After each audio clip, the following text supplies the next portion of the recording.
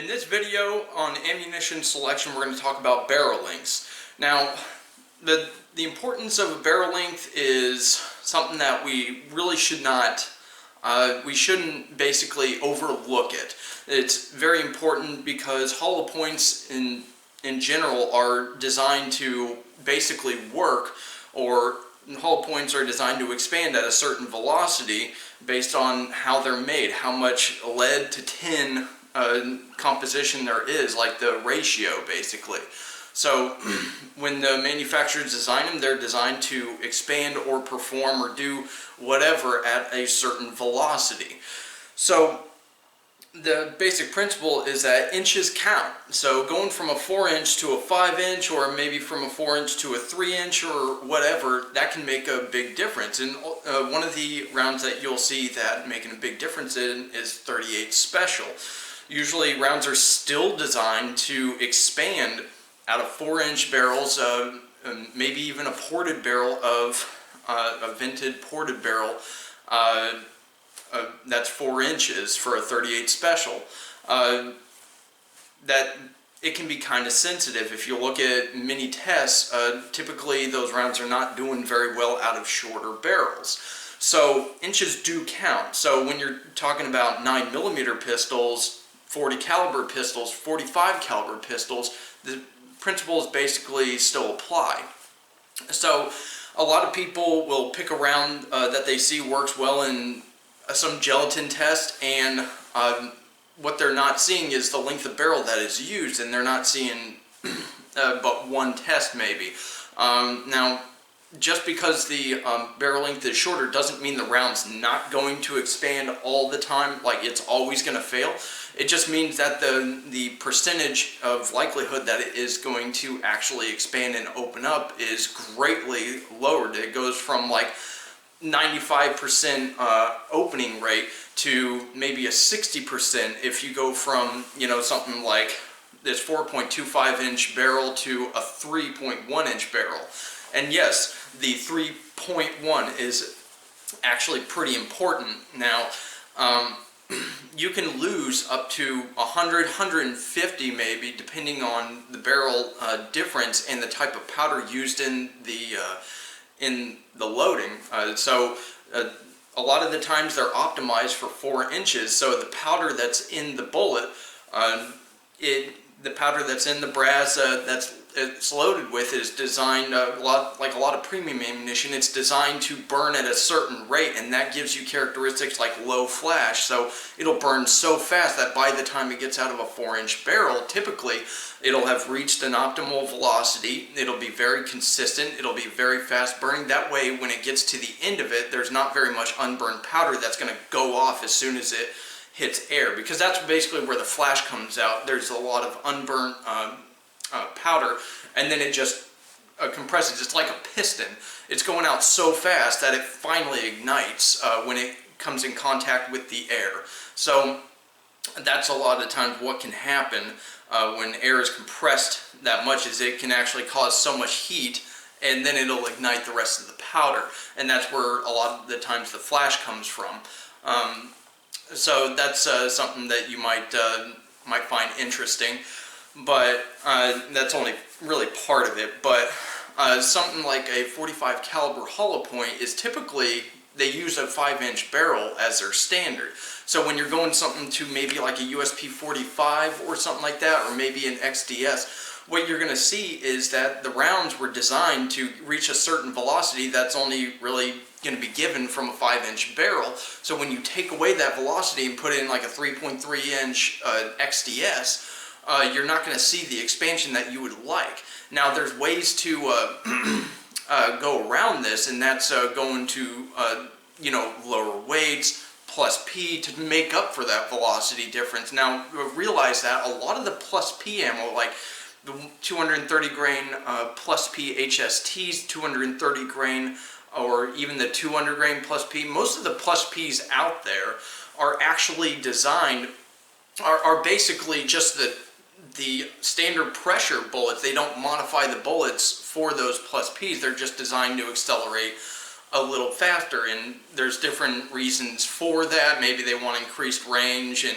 they want to They think that adding the pressure, you know, even out of a 5-inch barrel is going to give them better performance through barriers. And sometimes it's true, but not all the time. Like the 135 grain plus P critical duty actually gets better performance because you drive that heavier cartridge that has limited expansion even more.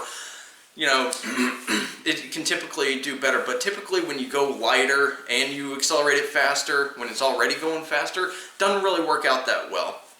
So anyways, that's one way people try to get around it. Like, say if you're shooting a barrel that's like this, like the MP Shield 45.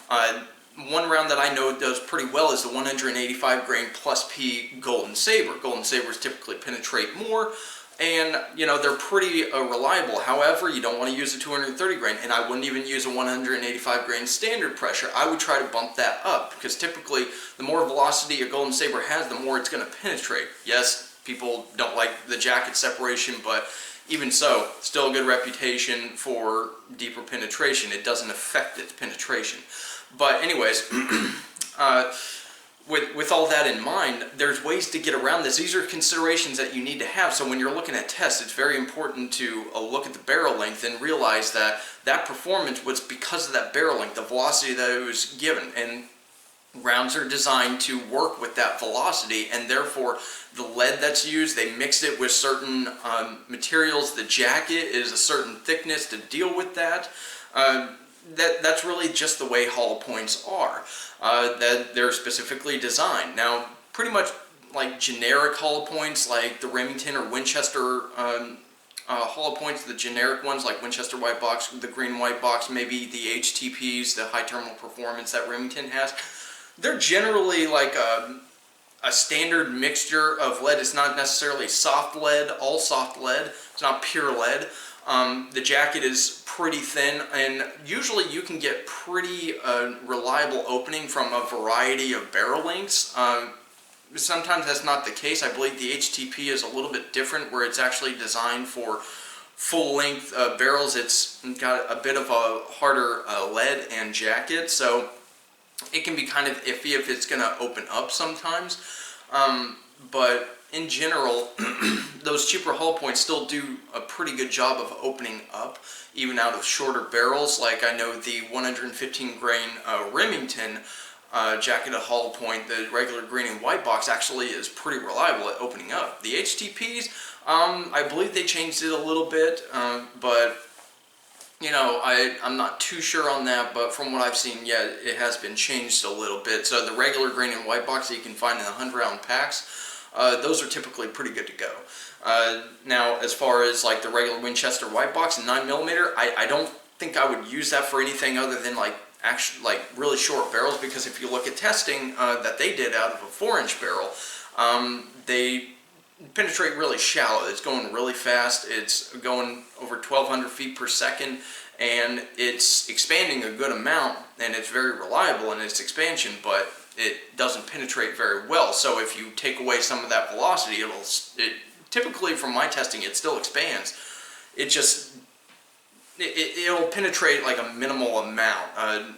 You know, it's just certain things that you have to deal with. Take away a little velocity and have a good amount of weight, just a little bit of velocity, and you know, you can typically get optimal penetration ranges, which for me, if I was basing it off the FBI gel test and ordnance gel, not clear ballistics, I would look at 14 inches and up. I'm not necessarily sticking to the 18-inch maximum, because that's just academics BS, but you know, things have changed, and I believe that range would probably be extended to 20 inches or 21 inches due to the body compositions that we're seeing today being about a quarter to a third larger than the people were back in the times when they came up with that measurement. So just keep that in mind. And in clear ballistics, typically with 9mm, 40, and 45, you're typically seeing an extra 4 or 5 inches, even up to 6 inches more of penetration than you would see, depending on the round and the expansion, than you would see in ordnance gel.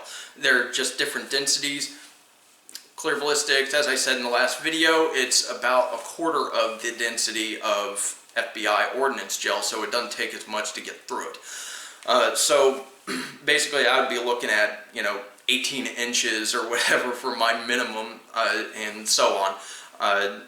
But anyways, with all that said, barrel length is an important part of your research, and you need to kind of think about what you're putting in your gun. A round that works very good in ballistics gel is typically fired out of a full-size service pistol, and when you're carrying something like this, you kind of need to be a little more picky and more diligent in your research and understanding what you're looking for. And just because it works in a 4-inch barrel doesn't mean it's going to do the same or work very well in this barrel. So anyways, I appreciate you all watching this, and I look forward to seeing you guys in the comments below. Please subscribe and give me a like, and I will see you guys in the next video.